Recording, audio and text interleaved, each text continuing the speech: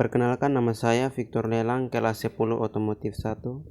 Di sini saya akan membahas sedikit tentang perkembangan kerajaan Hindu-Buddha di Indonesia, yaitu Kerajaan Tarumanegara.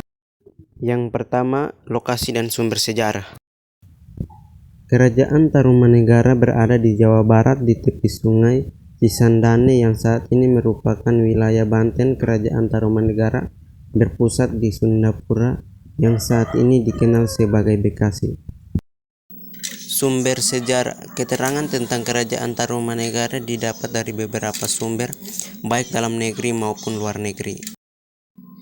A. Sumber dalam negeri berupa prasasti yang ditemukan di tempat-tempat berbeda namun tidak terlalu jauh satu sama lain. Berikut ini adalah beberapa prasasti peninggalan Kerajaan Tarumanegara. 1. Prasasti Tiaruteun. Pada prasasti ini ditemukan ukiran laba-laba dan telapak kaki serta sajak beraksara Pallawa dalam bahasa Sanskerta. 2. Prasasti Jambu. Prasasti ini ditemukan di kawasan perkebunan jambu Bukit Pasir Koleyangkak, Leuwiliang, Kabupaten Bogor atau 30 km setelah bagian barat Bogor. Yang ketiga, prasasti Pasir Awi. Ditemukan di Pasir Awi, Bogor. Dalam prasasti ini juga terdapat gambar telapak kaki dan tulisan ikal. Yang keempat, prasasti Kebon Kopi. Ditemukan di Kampung Muara Hilir, Cibung Bulan, Bogor. Nampak sepasang tapak kaki gajah. Yang kelima, prasasti Muara Cianten. Prasasti ini ditemukan di Muara Cianten, Bogor. Prasasti ini memiliki kemiripan dengan prasasti Awi, memiliki gambar telapak kaki dan tulisan ikal. 6. Prasasti Tugu. Prasasti ini ditemukan di Tugu, daerah Cilincing, DKI Jakarta, dekat perbatasan dengan daerah Bekasi. Yang ketujuh, prasasti Lebak. Prasasti ini ditemukan di Kampung Lebak, tepi sungai Cidanghiang, Kecamatan Muneul, Kabupaten Pandeglang, Banten. Oleh karena itu, terkadang prasasti ini juga disebut prasasti Cidanghiang atau Munjul. Yang kedelapan, situs Pasir Angin. Situs ini terletak di Desa Cemplang, Kecamatan Cibung Bulan, berada pada bukit kecil di sebelah utara airan Sungai Cianten yang mengalir dari selatan ke utara. Di bukit tersebut terdapat monoliit setinggi 1,2 m. Di sini ditemukan berbagai artefak seperti tembikar, porselin, keramik dari bahan batuan, artefak kaca, artefak perunggu, besi, dan emas. Salah satu artefak tersebut adalah topeng emas. Sumber sejarah Kerajaan Tarumanegara juga didapat dari berita musafir Cina yang bernama Fa Hien. Musafir yang datang di Jawa pada tahun 414 Masehi membuat catatan tentang adanya kerajaan Tolomo atau Taruma. Istilah Tolomo ini tentu dimaksudkan pada Kerajaan Tarumanegara. Kerajaan Tarumanegara dipimpin oleh 12 raja sejak kerajaan tersebut didirikan. Yang pertama, Jayasinghawarman. Yang kedua, Dharmayawarman. Yang ketiga, Purnawarman. Yang keempat, Wisnuwarman. Yang kelima, Indrawarman. Yang keenam, Candrawarman. Yang ketujuh, Suryawarman. Yang kedelapan, Kertawarman. Yang kesembilan, Sudawarman. Yang kesepuluh, Hariwangsawarman. 11, Nagajayawarman. 12, Linggawarman.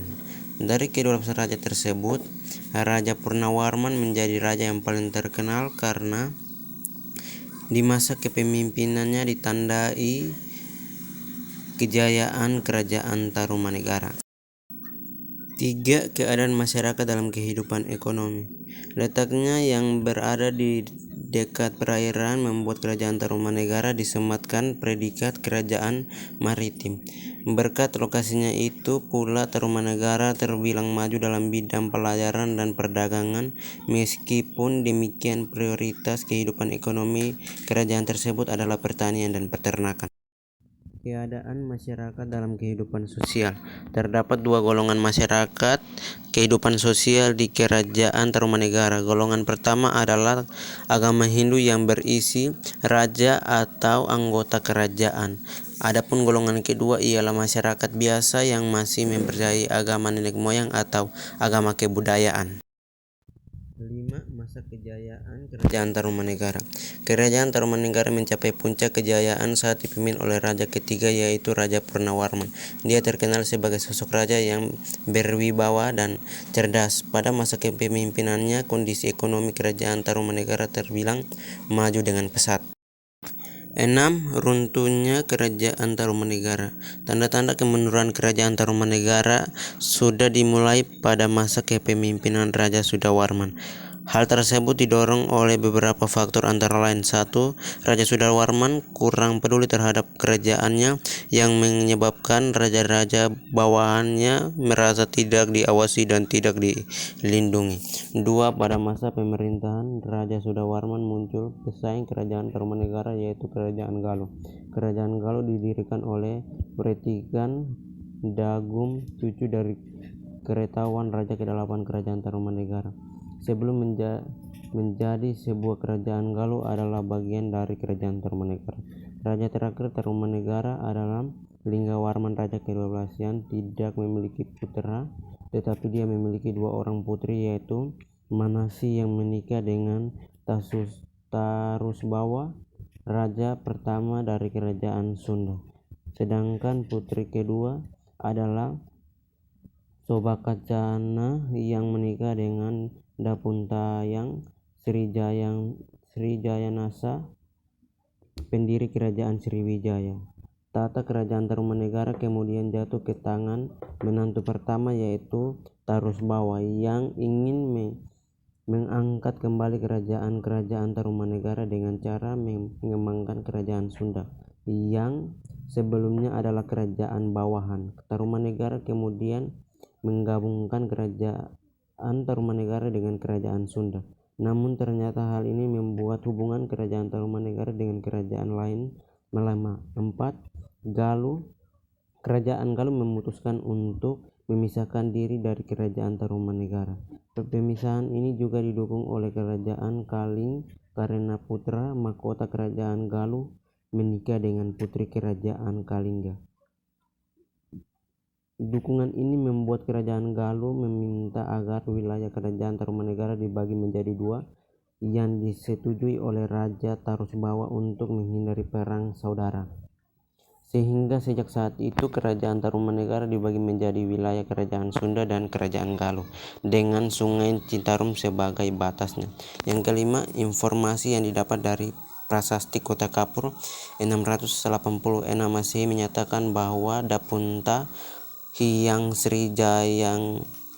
Jayanagara berupaya melancarkan serangan kepada Bumi Jaya karena dianggap tidak mau tunduk kepada Sriwijaya. Serangan ini diperkirakan terjadi bersama runtuhnya Tarumanegara dan Holing menjelang akhir abad ke-7 Masehi. Hal ini tentunya cukup kuat karena memasuki abad ke-8 Sriwijaya memiliki ikatan yang kuat dengan Wangsa Salyendra dari Jawa Tengah. Berdasarkan uraian tersebut, diperkirakan Kerajaan Tarumanegara berakhir pada abad ke-7 Masehi.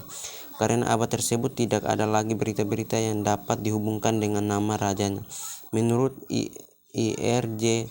Elmeons dari Prasasti Kota Kapur 686 Masehi di Pulau Bangka tentang perjalanan Dapunta yang ke Bumi Jawa dengan membawa 20.000 tentara dengan maksud untuk menghukum negeri tersebut yang tidak mau tunduk pada Sriwijaya. Runtuhnya Kerajaan Tarumanegara pada akhir abad tersebut disebabkan oleh penyerangan Sriwijaya. Oke, terima kasih. Jika ada kata-kata dan kalimat yang masih kurang dalam materi tersebut, tolong dimaafkan.